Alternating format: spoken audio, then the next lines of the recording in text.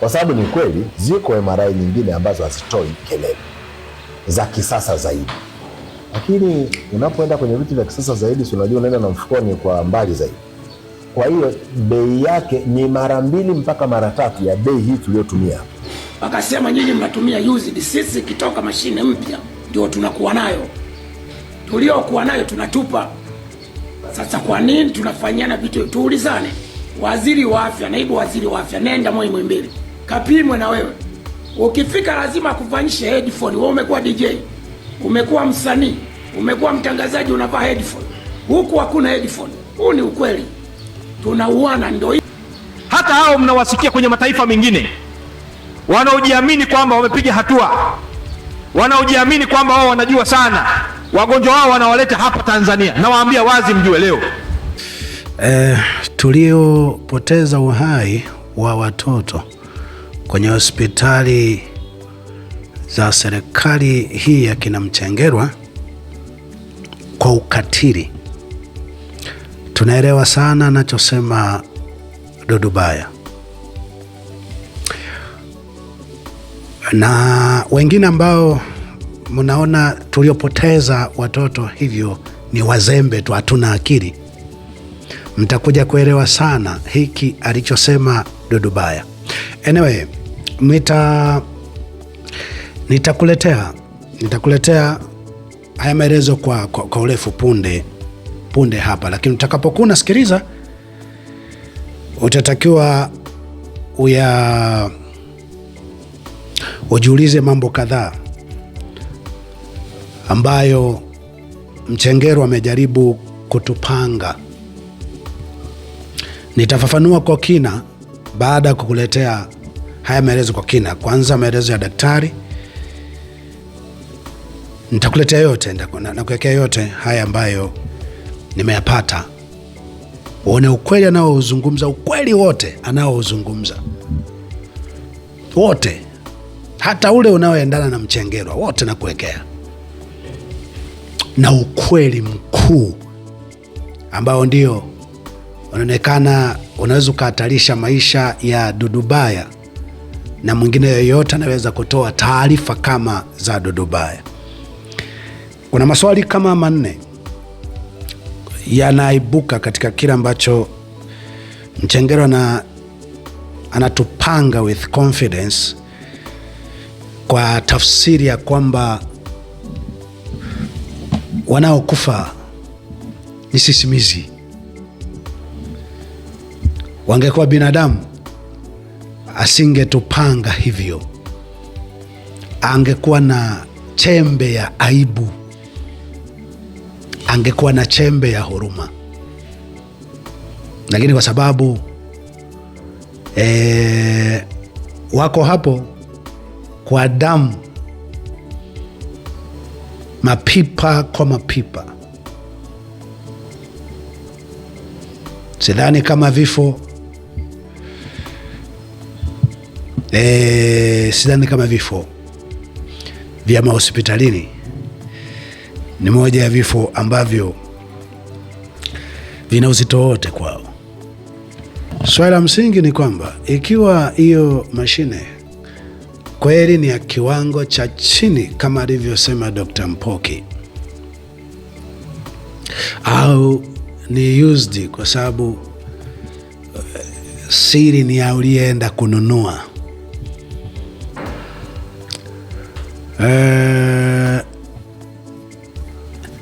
mashine zingine zote zitahakikiwaje kwamba ni salama? Madawa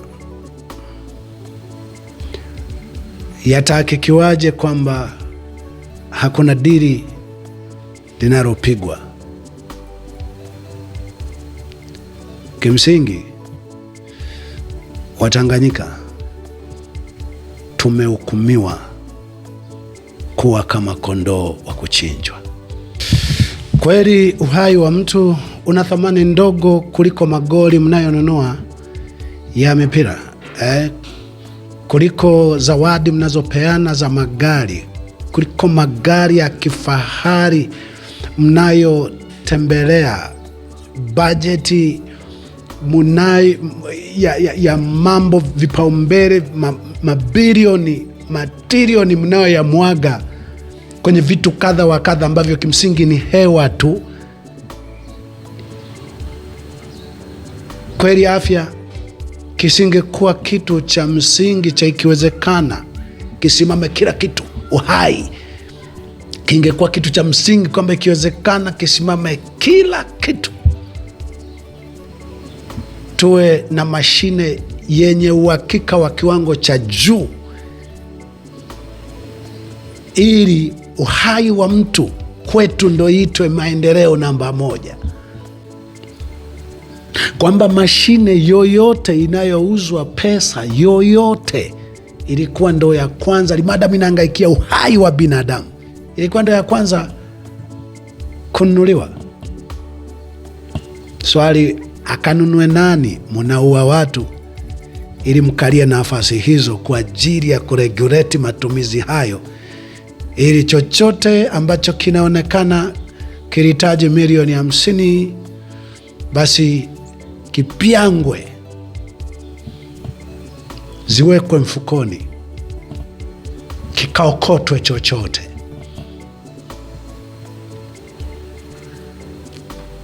La sivyo tungeona binadamu ambao wangekuwa nakiri kwamba heri tutembee kwa mguu kuliko tuwe na mashine ya chini ya kiwango, kama alivyosema Daktari Mpoki kwamba mashine zenyewe ambazo wengine wanakuwa nazo bei yake ni zaidi ya mara 2. Mara 2 ni nini? Mara 5, mara 10 ni nini kuliko uhai wa mtu mmoja? Kikweli Mungu ameruhusu muwe sababu ya kilio na uchungu. Hatuna la kufanya ikiwa atatuokoa. Ni Mungu, kama hatatuokoa ni Mungu. Katika maneno ya Mchengerwa utakayoyasikia, kuna maneno, Watanzania tuwe na imani na Wizara ya Afya ama serikali kwa ujumla, kwa kuwa Wizara ya Afya haihitaji siasa. Naamini siasa nazo maanisha haihitaji ujanja ama uongo, lakini mbele huko utaenda kuangalia kwamba je, hiki anachokifanya Mchengerwa si ndo tafsiri ya siasa ambayo anamaanisha haihitajiki? 2, anasema serikali ya Tanzania kwenye sekta zote haijawahi, zingatia, haijawahi kununua vitu used. Unajiuliza, je, mabehewa ambayo ndo ilionekana imezungumzwa wazi kwamba ni used, mabehewa haikuwa used? Na ikiwa mabehewa yalikuwa used wakati budget ilikuwa kwa ajili ya mabehewa mapya, kipi utatuaminisha kwamba hakiwagi used? Wakati huo unakiri kwamba nchi zinazotuzunguka zina bidhaa za chini, za kiwango cha chini. Inawezekana hata kuna nchi zingine nyie haujamaanisha, hujaongea kwamba nyie ndo bidhaa ya juu kabisa duniani. Na kama na nyie bidhaa yenu ni ya kiwango cha chini, kwa nini isiwe used? Swali la msingi, ikiwa mabehewa yalikuwa used, kipi kingine utasema sio used na tukukubalie? Utaprove vipi? Umetuletea kiwanda kilichouza na muda ambayo hiyo mashine ilitengenezwa, ukatuonyesha tuamini sio used? Swali la tatu, mataifa yanayotuzunguka wagonjwa wao wanawaleta Tanzania. Yanayotuzunguka ukimaanisha yote. Nimejiuliza, na Kenya imo nayo inaleta wagonjwa Tanzania? Vifaa vyenu ni bora hata kuliko vya Wakenya nao? Hivyo ndivyo na nyie mnatibiwa navyo na familia zenu? Kwa nini nyie na familia zenu kidogo tu mafua India, Korea ya Kusini, kwa nini nyie? Kwa nini nyie mambo yako hivyo? South Africa, kwa nini nyie? Na vifaa ni bora kuliko kwingine kote wanakojitapa kwamba wameendelea. Hawa na hivi vifaa vipo kwa ajili ya nani? Kwa GRIP ya Watanzania, ya Watanganyika. Sawa.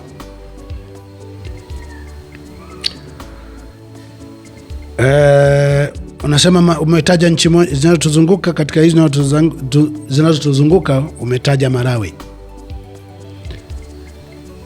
zinatuzunguka, ambayo Burundi, Msumbiji, Sudani Kusini ndio nchi zilizo ndani ya nchi 7 masikini zaidi duniani. Masikini zaidi, kwa umezizidi nchi 7 masikini zaidi duniani. Inawezekana wewe ni wa 8 masikini zaidi duniani. Kama tu raia wenyewe tusingekuwa tunapambana kwa gharama za kila namna. Kwa kuwazidi Malawi, we ni bora sana. Jambo la 4, unasema sheria kutoa taarifa inatakiwa unakuja kwanza utuulize na sisi pia kabla hujaitoa. Ataenda kutoa wapi? Kwa yule aliyepiga dili? Atakuacha? Akina sisi tumewahi kwenda kutoa taarifa.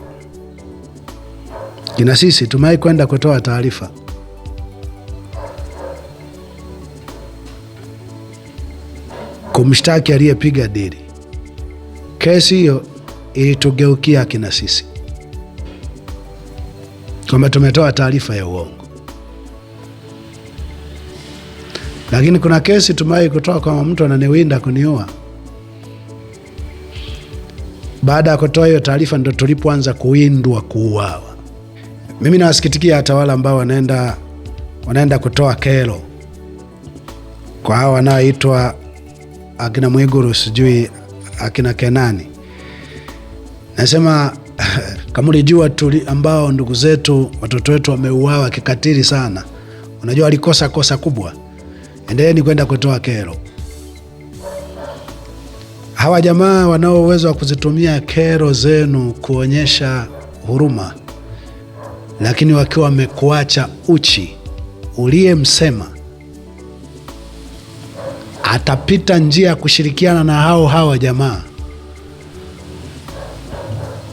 Ubaya huwa mjuagi kwamba shetani ni watu. Kwa hiyo linapowakuta wabaya fulani iliyotengenezwa kiufundi na mtu akiwa amejificha sana, huwa mnajuaga ni shetani. Tutaziona sana RIP. Tutaziona sana kesi fulani ambayo haijulikani ilikotokea, mara umebaka, mara umefanya hiki, na hautajua kwamba ulitoa kero. Kesi ya ngedere ukashtaki kwa nyani. Sikiliza kwa utulivu haya ambayo yamesemwa na Dr. Mpoki,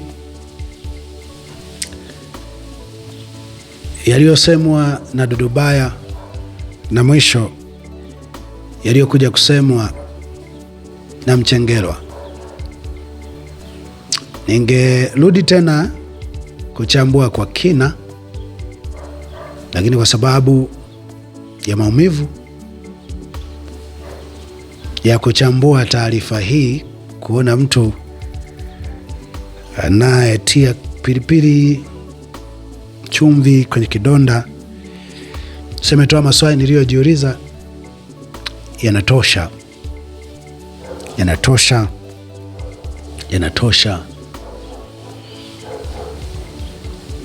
Nami ni baki tu kwamba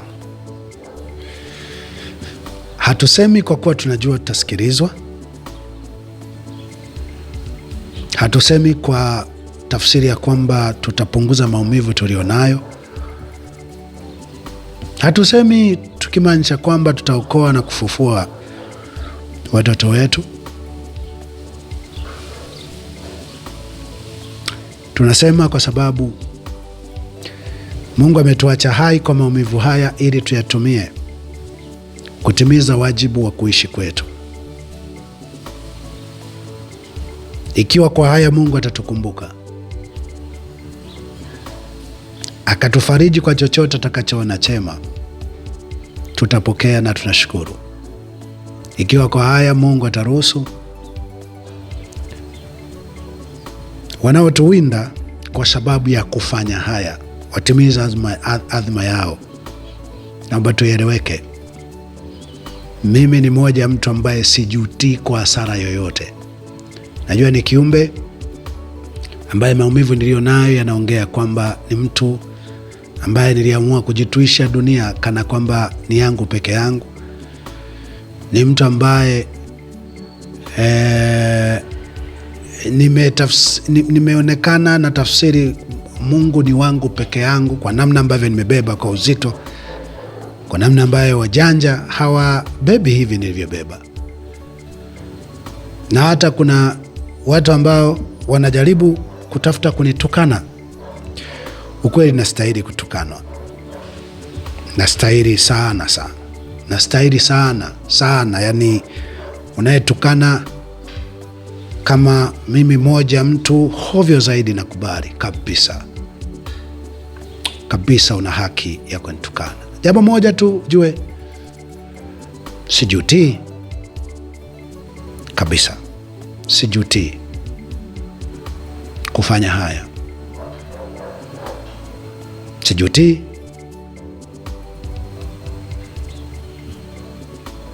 Na sikuwa na namna nyingine.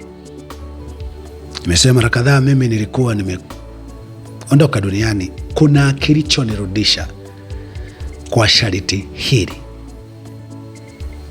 Sasa ni vyema sana ningeangalia aliyenirudisha, kwamba nenda kaseme yote, hata ambayo wengine hawezi kuyasema. Nisingerudi hata wakumtukana, usingekuwa naye.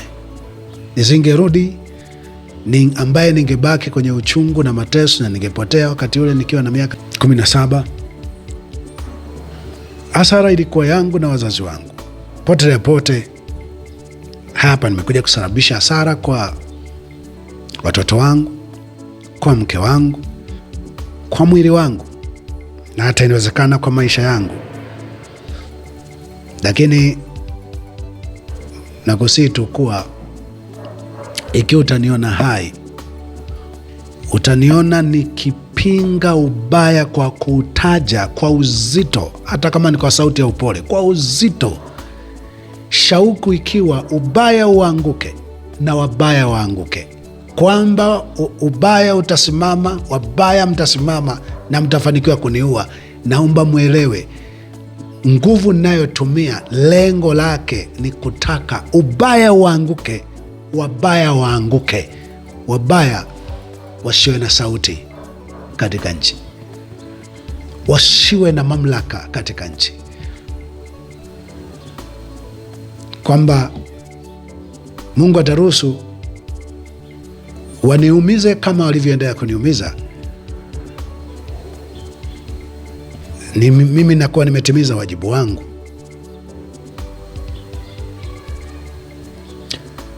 Na kazi ya kuokoa haikuwa yangu peke yangu. Mimi nilikuwa kama mjumbe wa kuleta taarifa. Mwenye kuokoa angetaka kuokoa, angeokoa, na asingetaka kuokoa hakuna wa kumshtaki, hakuna pa kumshtaki. Amefanya yote kwa mapenzi yake, kwa sababu amejua kuwapima wanadamu kwamba hata uokoeje watarudi kwenye ubaya. Waacha wengine watutoe kama sadaka ya kuteketezwa. Lakini jipange unavyojipanga, hautazuia mimi nikiwa hai, nikiwa salama, nisijadili ubaya. Kiniambia suluhisho nini? Basi mchungaji, suluhisho, wabaya hawana sifa ya kuwa viongozi. Kuwa kiongozi manake ni kuwa mtangulizi, mfano wa watu waige hivyo unavyofanya. Watajirekebisha, ndio, wangejirekebisha, lakini kwanza wapishe.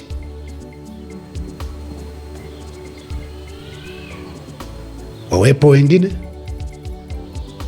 ndipo tutakuja kuiona nchi na dunia ambayo wote tungetamani kuja kuiona. Vinginevyo RIP na nchi yetu patakuwa ni mahali pa kilio na uchungu kila uchao. Sikiliza kwa utulivu yanayo ambayo yalijadiliwa. Asante sana. Kuna hiki kipimo cha MRI lakini pia kuna kipimo cha CT scan tukizungumza hapa, na kuna X-ray. Nataka kujua kwanza tofauti ya hivi vipimo, na pia katika kipimo cha MRI nataka kufahamu kinafanyaje kazi, maanake inatajwa kwamba kwa mtaani kwamba kinaumiza, ukiingia mle kwenye mashine unaumia, wanakuvesha headphone ambayo headphone pia ni kwa ajili ya nini?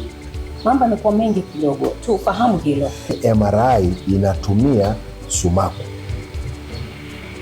inatumia sumaku kuzunguka mwili wa mwanadamu bila mashine yenyewe kuzungusha kitu chochote kile, kwa sababu sumaku inakuwa ni kama nguvu maalum ambayo inatengenezwa na mashine, na hiyo sumaku ni kubwa kweli kweli.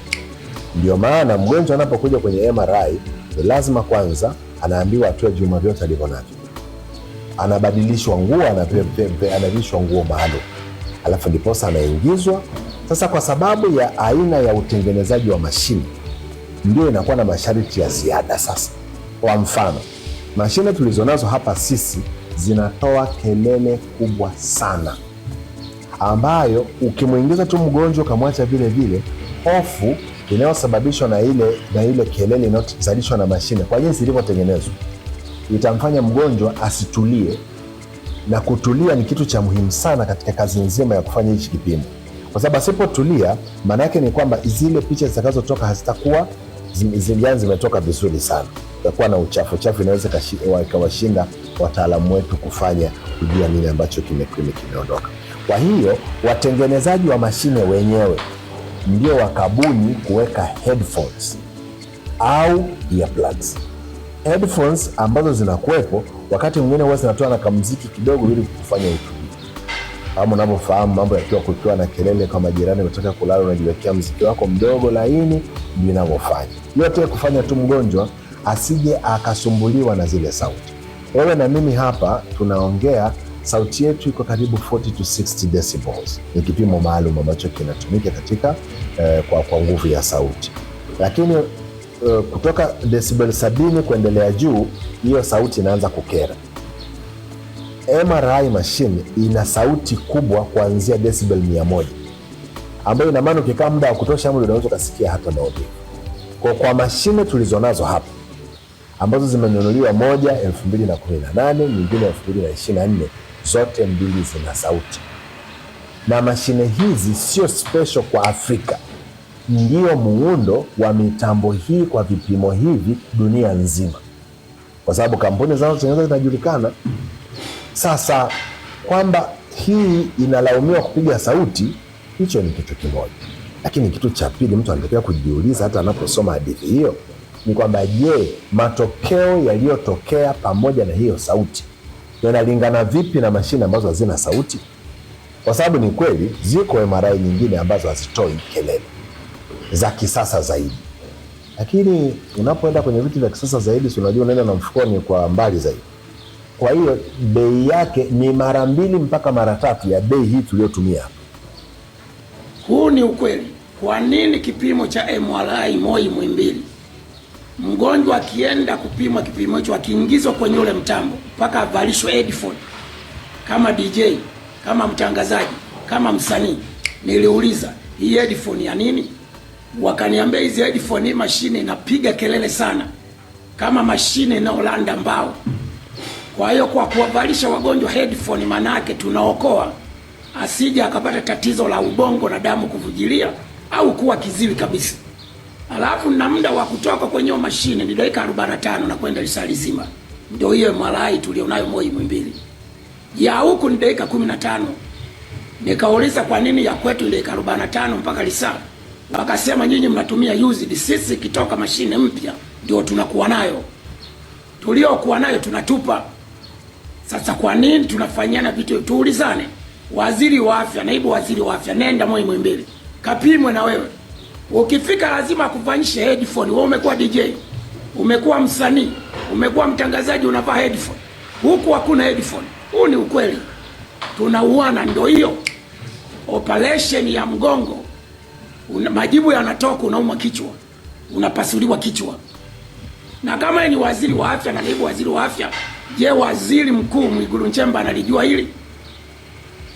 Emmanuel Nchimba analijua hili? Mheshimiwa Rais anajua? Kama hawajui wote hawa wakubwa, basi amfanyi kazi.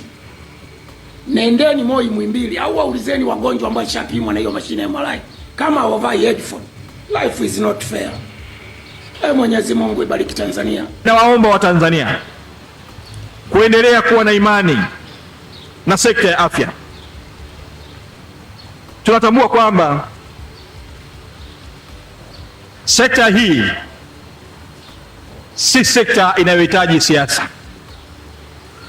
Serikali popote duniani, labda maeneo mengine, kwa Tanzania serikali haijawahi kununua vitu used. Hili jambo la kwanza ambalo nataka nisisitize, si kwa sekta ya afya, hata kwenye sekta nyingine. Wenzetu kwenye mataifa yaliyotuzunguka wanatuamini. Hata hao mnawasikia wanapiga kelele, wagonjwa wao wanawaleta hapa Tanzania.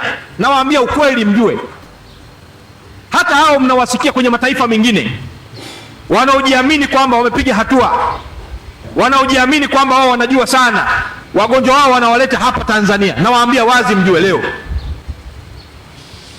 serikali ya Malawi tumekubaliana nayo kwa wagonjwa wote wa rufaa ambao walistahili kwenda India, wote wanaletwa Tanzania, kwa sababu sekta ya afya Tanzania imeimarika.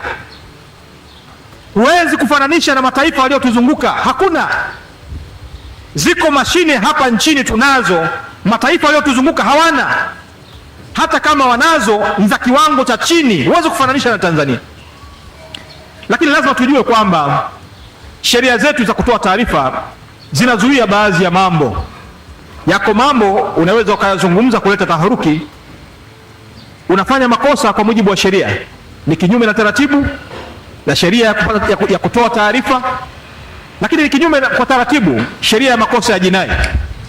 Kwa hiyo ni vyema haya mambo tukayajua. Hatuzuii mtu kutoa taarifa, lakini vizuri kabla hujatoa taarifa yako, watu wa habari wanajua kwamba kabla hujatoa taarifa tufikie na sisi upande wa pili, ili tuweze kukuambia ukweli wa taarifa hiyo.